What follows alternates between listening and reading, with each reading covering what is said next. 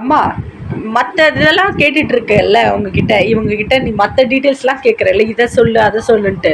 இப்போ சனி பெயர்ச்சி நடந்ததுல்ல, அதை பற்றி நீ எதனா கேட்டியா? உனக்கு சனி பெயர்ச்சி எப்படி இருக்குன்னு கேட்டியா நீ? கேளு, அப்போ கேளு, ஃபர்ஸ்ட் கேளு நீ. எனக்கு சனி பயிற்சி எப்படிமா இருக்கு? உங்களுக்கு நல்லா இருக்குதுமா. அப்படி நல்லா இல்லைனாலும் அதை நல்லபடியா நம்ம மாத்திக்கலாம். அப்படியா? அது எப்படிமா மாத்திக்கிறது? எப்படி விதிமுறையோ அதெல்லாம் சொல்லுமா. சொல்றேம்மா, விளக்கமா சொல்றேன். சனி பெயர்ச்சி நடந்திருக்கு. அதனால நம்ம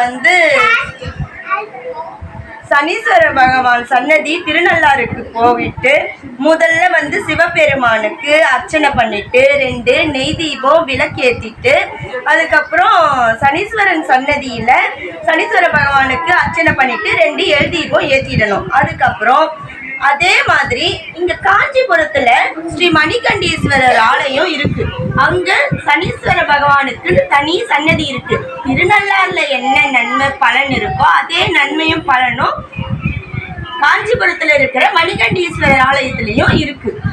மணிகண்டீஸ்வரர் ஆலயத்துக்கு போய் அங்க திருநள்ளாறுல செஞ்ச மாதிரியே முதல்ல சிவபெருமானுக்கு அர்ச்சனை பண்ணிட்டு 2 நெய் தீபம் விளக்கேற்றிட்டு சனீஸ்வர பகவானுக்கு அர்ச்சனை பண்ணிட்டு அதே மாதிரி 2 எல் தீபம் விளக்கேற்றிடணும். இங்க பொலிச்சலூர்ல அகத்தீஸ்வரர் ஆலயம் இருக்கு. பொலிச்சலூர்ல அகத்தீஸ்வரர் ஆலயம் இருக்கு. அங்கேயும் சனீஸ்வர பகவான் தனி சன்னதி கொண்டு இருக்கிறாரு.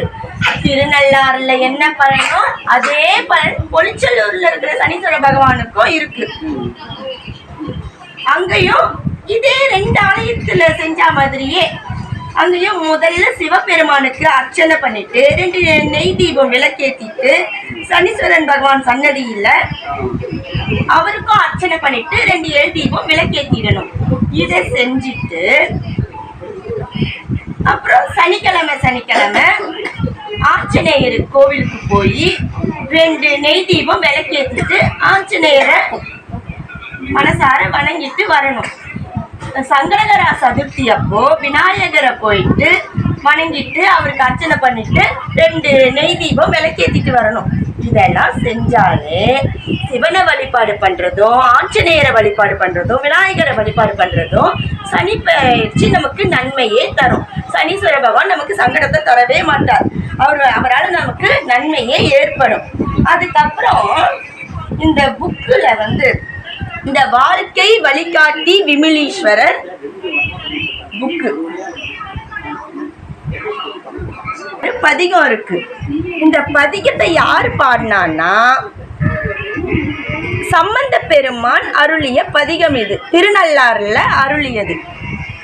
இந்த பதிகத்தை படிக்கிறதுனால என்ன நன்மைனா வாழ்க்கையில் அஷ்டம சனி, 7.5 சனி மற்றும் கண்டக சனி போன்ற எதிர்பாராத சங்கடங்களிலிருந்து இடர்கள் ஏற்படாமல் இருக்க ஓத வேண்டிய பதிகம். இந்த பதிகத்தை என்னைக்கு படிக்கணும்னா சனிக்கிழமை படிக்கணும். ஒரு தடவை படித்தாலே போதும். இதெல்லாம் செஞ்சுக்கின்னு வந்தாலே சனீஸ்வர பகவானோட முழுமையான அருள் நமக்கு 100% கண்டிப்பா கிடைக்கும். அப்படியே செய்யறோமா? இந்த புக்கு எங்கம்மா கிடைக்கும்? நல்ல வேலை கேட்டீங்கம்மா. இந்த புக்கு மாதம் நடக்கிற சிவன் கோவில்ல நடக்கிற முற்றோதல் ஓதுறாங்கல்லம்மா, அவங்க கிட்ட போய் கேட்டா இந்த புக்கு கிடைக்கும். இந்த பதிவு உங்களுக்கு பிடிச்சிருந்தா லைக் பண்ணுங்க, ஷேர் பண்ணுங்க, சப்ஸ்கிரைப் பண்ணுங்க, கண்டிப்பா கமெண்ட் பண்ணுங்க. நன்றி.